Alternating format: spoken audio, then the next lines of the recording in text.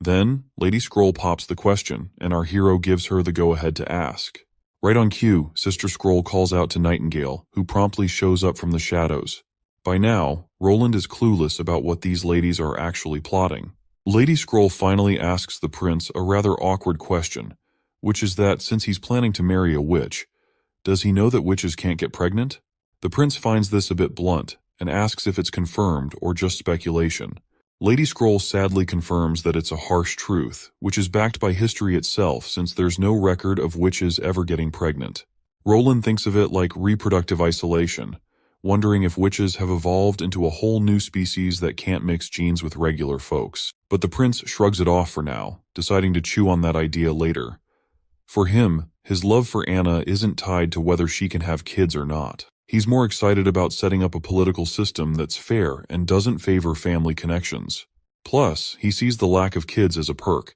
It stops powerful family clans from forming, which he thinks could bring witches and regular folks closer together to work as a team.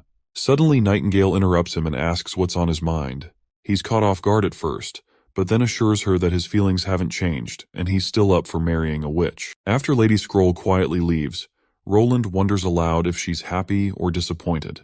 Nightingale stays silent as well, leaving Roland to play it cool and assume everything's all right. Just then, someone slams the door open. Night Carter bursts in, reporting urgent news. Longsong Fortress has been taken over by a group from the King's City, and Mr. Petrov has been imprisoned. The prince is floored by the news, especially when Carter adds that there were only 50 knights who managed to seize the entire fortress. The next scene takes us at the Longsong Fortress's cathedral, and it's a total bloodbath of soldiers. The priest of the church is shocked to see these enemy knights, likely under the influence of those same pills. Knight Lehman states that it's all thanks to the church for helping them capture the entire Longsong. He raises his sword and, before striking down the priest, declares that with this speed, King Timothy will quickly unify Greycastle. With that, he cuts the man down. Another knight appears and informs Sir Lehman that they've found more pills in the basement, 4 boxes, totaling at least a few thousand pills. Sir Lehman is thrilled to hear this and mentions that about 1,000 soldiers will soon arrive here. With this many pills, they'll have more than enough before entering the battlefield against the border town. He's all pumped to see our prince's face when he wipes him out completely. Back at Border Town, Prince Roland waits anxiously for his scouts who were sent to assess the situation at Longsong Fortress. Right on cue, Nightingale perks up with a smile as she spots Lightning and Maggie returning, who deftly land in the office through the window. Lightning doesn't waste a single breath before announcing they've departed Longsong Fortress and are heading straight here with around 1,000 people. The prince is shocked to hear this, wondering how those 50 soldiers multiplied into 1,000. Maggie then reveals that only 6 of them are on horseback. The rest are on foot. She further explains they're dressed plainly, many without armor, and their weapons are mostly spears, with a few swords mixed in. The prince perks up right away, figuring from the description that they're probably civilians or serfs in the army, so he's scratching his head wondering why Timothy would send in such cannon fodder. He wonders why Timothy hasn't learned anything from the border town's battle with Duke Ryan, where 200 knights couldn't even tickle the border town. Then it finally hits him like a thunderbolt, and the prince figures out that they're trying to plow through all that gunfire using the church's pills. He never doubted from the start that the church was supporting Timothy. If the border town has to face this army of thousands, he's pretty sure his first army will take a heavy blow. The prince then asks if those people were carrying the divine stone of judgments. Lightning says she didn't dare to get closer, but that little bird over there saw everything once she turned into a hawk. While Maggie's chowing down on cake, she responds that she didn't see any stones, but there's a chance they might be hidden in their clothes. The prince then tasks Nightingale to go with Maggie again alongside the river. When they encounter the passing ships, Nightingale should get close to them while hiding within her fog. Once she's close enough, she needs to see if they're holding any divine stones of judgment.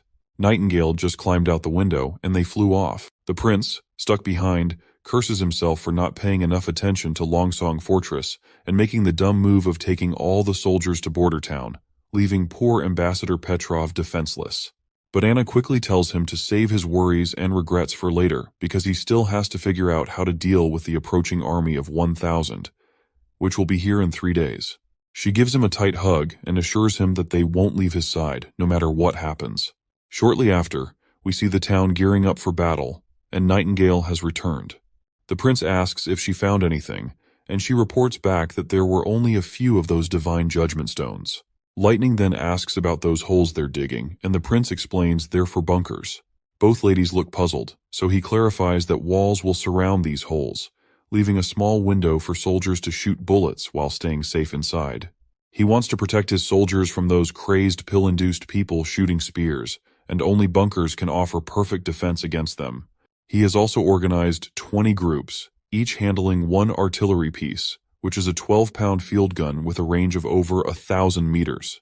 The girls are absolutely thrilled to hear this, because with these guns, they're practically unbeatable.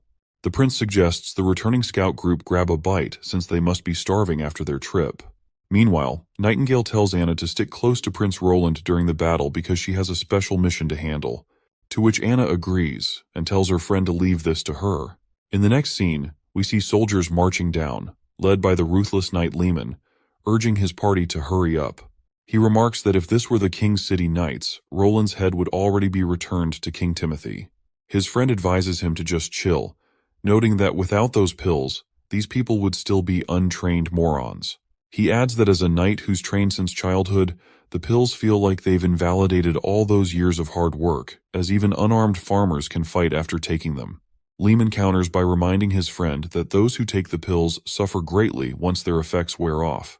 Meanwhile, we also see Nightingale keeping a watchful eye on these people. And shortly after, they hit the brakes, and the knight announces to his captain that they've spotted Bordertown's troops. Lehman expresses amazement, noting he never expected Ambassador Petrov to notify Roland so quickly. He reveals he's heard rumors about Bordertown using long-range weapons in their battle with Duke Ryan. When those weapons fired, there was a bright flash and a big boom. He's pretty sure those big-wheeled things he sees are those weapons, but they look way bigger than what he heard. His buddy next to him just says they gotta hustle to dodge the constant firing. His friend nods, saying they've got 1,500 guys, and after popping those pills, they can sprint like racehorses, so this time they can wipe the border town quite easily. That is when he catches Nightingale's chilling voice, which totally freaks him out. He spins around after hearing that ominous whisper, but there's nothing there. Even his friends swear he didn't hear a thing. Captain Lehman tells his friend Levin to take some people into the woods for a pincer attack. He rallies everyone up, and that's when Lady Echo shows up out of nowhere. She immediately mimics Vice Captain Levin's voice, ordering the soldiers to gulp down their pills and charge ahead. The soldiers get all fired up and immediately pop their pills. Lehman is stunned, wondering what the hell is going on. He asks Levin what the hell he did, and that's when Nightingale appears, her gun's barrel aimed straight at his head. With a single pull of the trigger, she scrambles his brain entirely. The confident captain finally tumbles off his horse, leaving his friend in shock. Meanwhile, the soldiers just keep marching forward like nothing happened to their captain. Levin gags at the gruesome sight, while he also hears someone mimic his voice and order the brainwashed soldiers to take over Bordertown. When he realizes there's a witch mimicking his voice, it's already too late. Everyone is marching forward, ignoring his attempts to halt them. Some soldiers even try to attack him, but he quickly deals with them in anger, dead set on finding these witches and tearing out their throats with his bare hands. Meanwhile, back in Bordertown, our soldiers start blasting those mindless folks with cannonballs, scattering them like pinballs. Those who manage to get close to the bunkers face gunfire, bringing down them for good. Our soldiers are freaking out to see these damn people running super fast even after losing their limbs. Captain Brian finally understands why the prince warned them that these people are more like demonic beasts than humans. The soldiers reveal that the mindless people are closing in. Brian orders everyone to aim and start firing. Once they do, the bullets find their marks right on target, and the soldiers keep firing relentlessly without flinching. Captain Thin Mustache reloads his gun and suddenly spots a mindless knight climbing up the bunker. He gladly aims and shoots the monster right in the head. Suddenly, a soldier is left staring outside, but the captain yells at him to get down quick because the mindless people are throwing spears at lightning speed. However, the spears do nothing as they just hit the bunker wall and bounce to the ground. One soldier even jokes that he nearly shat his pants seeing those spears, but they turned out to be useless against the bunkers. But sadly, their assumptions are immediately proven wrong when a spear finds its mark right in one soldier's shoulder, causing him to collapse in pain. The captain is shocked, and he quickly tells his soldiers to keep firing as he will look after him. The captain grabs the man's hand as he asks if he's going to die, The captain knows he is in bad condition, but not life-threatening. He can't pull out the spear recklessly, or it'll bleed more. He's confident Nana can save him and tells the soldier to hang on because he's not dying today. He assures the trembling soldier that once they finish fighting, they'll rush to Nana as soon as possible. Meanwhile, the mindless soldiers continue to charge at incredible speed across the littered ground strewn with corpses. They run between the fallen bodies with no regard. One of our elite soldiers quickly directs his comrades to adjust the cannons for a firing range of 300 meters and load the grapeshot rounds. With the command to fire, the giant cannonballs soar through the air, tearing through the ranks of the mindless attackers. Suddenly, one of those mindless guys snaps out of this pill's effect. He shakes in fear as he sees one of those giant balls stopping just short of his legs. He immediately bolts back, not wanting to risk getting flattened. After all, he's got 3 wives waiting for him at home. Damn, that's a lot of wives for a regular guy. Other soldiers decide to retreat too, finally realizing they were charging to their deaths for no good reason. Meanwhile, a stubborn soldier sticks to his guns instead of running. But let's be real. Who wouldn't rather be called a coward than take a 100-pound cannonball to the chest? The prince notices the enemies starting to scatter and disperse. He feels a pang of sorrow, knowing the pill might stop pain, but not fear. He's especially disgusted that Timothy used innocent civilians who aren't even soldiers. The guy with the spear in his shoulder has finally been brought to the infirmary, where Anna starts healing him right away. Meanwhile, back in the woods, Nightingale gets sniped by the enemy, but she disappears in the blink of an eye. The knight reports her escape, making Levin furious. He scolds his soldier for missing her when she was right in front of them. He orders his men to take the pill and bring her down as soon as she reappears. Meanwhile, roots and branches start creeping from above. Before the fools can react, Lady Leaf chokes them by their throats.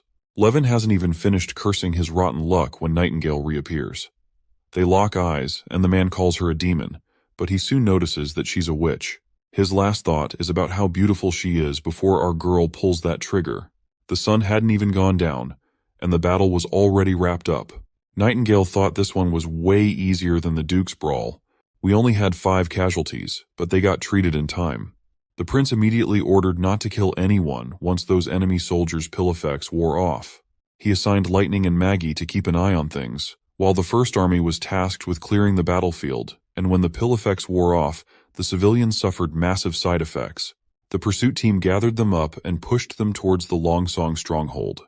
The information extracted from the captured knights was used to systematically eliminate the remaining enemy forces at Longsong Fortress. They also secured Ambassador Petrov's release unharmed. Since he was part of one of the most influential families, the enemy knights did not dare to lay a finger on him. The prince also comes up with all new plans to ensure this mess never happens again. He decides to build up the army, lay down some roads, and bring universal education to Longsong Fortress. After sorting everything out, he decides to head back to Border Town, telling Ambassador Petrov to step up and not let him down again. The redhead nods in agreement. Petrov then asks what to do with the captives locked up in the bars. The prince tells him to set them free, knowing they won't last long anyway due to the pill's side effects.